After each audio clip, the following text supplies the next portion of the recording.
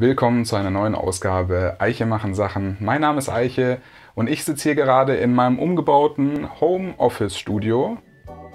Und den Umbau und was es hiermit auf sich hat, zeige ich euch jetzt.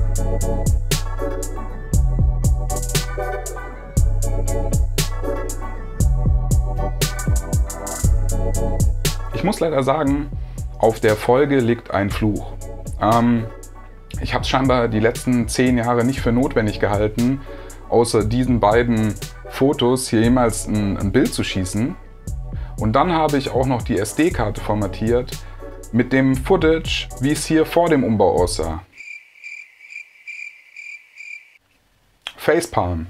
Dann wollte ich die Folge eigentlich gar nicht machen. Dann habe ich aber dieses Foto gefunden. Das ist von 2013 und da sieht man mich, wie ich sitze und zocke, und eigentlich gibt es einen ganz guten Einblick, wie das hier mal aussah, wie der Raum davor aussah. Das war sozusagen mein Man Cave, ich hatte da so eine nostalgische Vorstellung von, ich habe hier meine ganzen Konsolen, kann hier hochkommen zum Zocken. Auf jeden Fall habe ich dann beschlossen, mehr von zu Hause aus zu arbeiten und auch mehr Platz für meine Bastelaktivitäten zu haben, für meine Videos, die ich schneide. Und deswegen ist dieser Raum hier entstanden.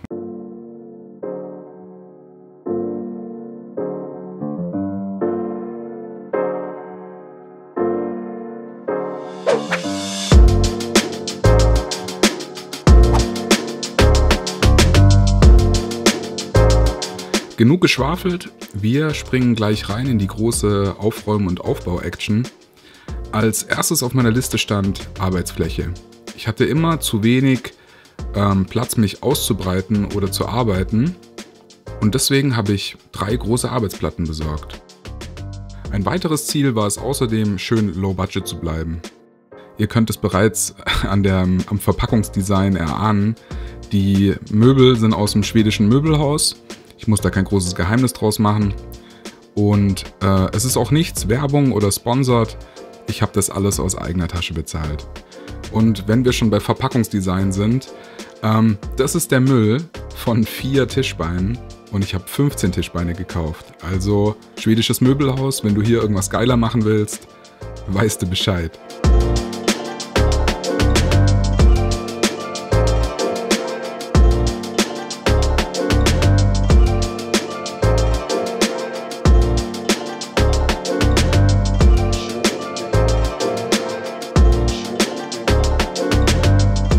Natürlich wäre es sinnvoller gewesen, erst den ganzen Raum aus und dann wieder einzuräumen.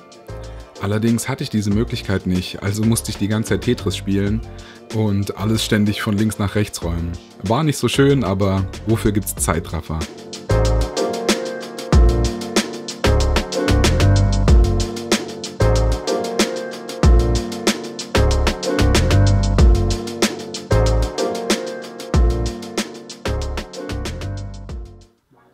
Kommen wir zu diesem kleinen schwarzen Regal hier. Darauf habe ich bisher immer gebastelt, allerdings war die Fläche natürlich viel zu klein. Das Tolle daran ist, es ist 70 cm breit und damit genauso hoch wie meine Tischbeine. Ich muss es nur drehen und dann kann ich es auch schon als Sockel für meine Arbeitsfläche nutzen. Vorher mache ich aber noch Anti-Rutschmatte drauf, die habe ich ausgemessen, damit das alles stabil ist.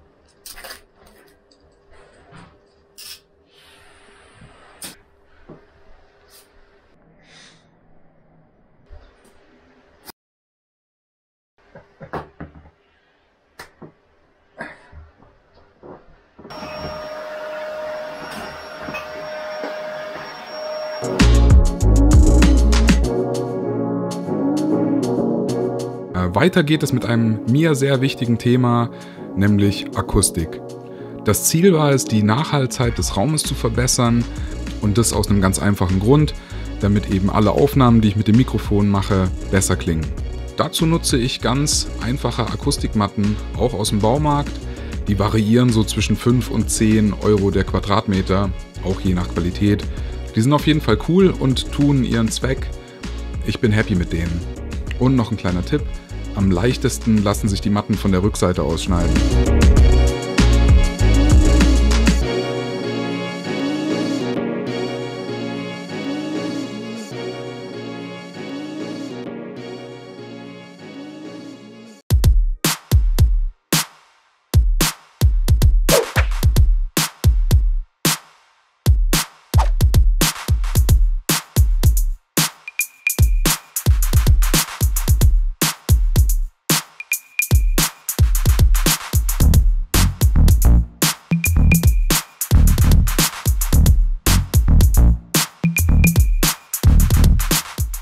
Und natürlich habe ich mich fett verschnitten. Bei der ersten Matte lief noch alles glatt, aber bei der zweiten musste ich ordentlich nachbessern. Naja, halb so wild, kommen wir zum letzten Kapitel.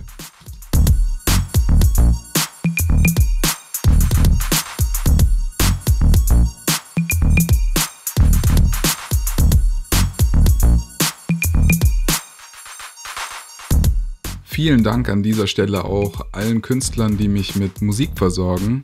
Das ist sehr geil von euch und es hilft mir sehr. Und falls du da draußen auch Mucke machst und das Gefühl hast, es würde hier reinpassen, schick mir gerne eine Mail. Ich freue mich riesig.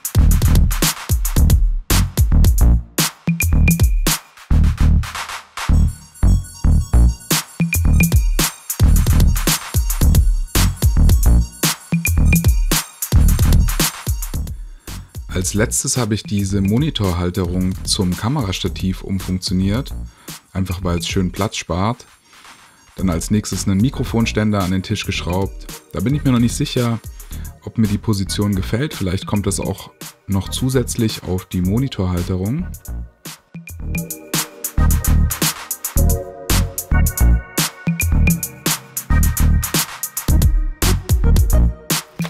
Ich bin sehr, sehr happy mit dem fertigen Raum. Auf jeden Fall schön hell, viel Platz zum Arbeiten. Ich werde noch ein paar Sachen ändern, nämlich werde ich mit diesen Teilen die Tische unten verbinden, damit die nicht so wackeln und vor allem, dass die Abstände überall stimmen, nicht wie hier. Und dann werde ich wahrscheinlich auch den Teppich austauschen. Ich liebe den zwar, aber er hat halt auch seine Nachteile. Dann werde ich dieses Fenster hier noch verändern. Da mache ich eine extra Folge drüber, das wird cool. Ja, jetzt kann ich mich auf jeden Fall kreativ ausleben. Und wie schön, es ist so ein toll aufgeräumten Arbeitsplatz. Oh. Ja. So, das war's auch schon wieder. Auch wenn nicht alles so geklappt hat, wie ich es mir vorgestellt habe, hatte ich trotzdem sehr viel Spaß. Ich hoffe, ihr auch. Und ich wollte mich auch noch für letzte Folge bedanken. Sehr geil, wie viel positives Feedback da gekommen ist. Und das bestärkt mich sehr, das motiviert mich sehr, weiterzumachen. Vom Turnus müssen wir mal schauen, ob ich da irgendwie einen 4 oder 5 Wochen Rhythmus reinbekomme. Ich kann es leider nicht versprechen.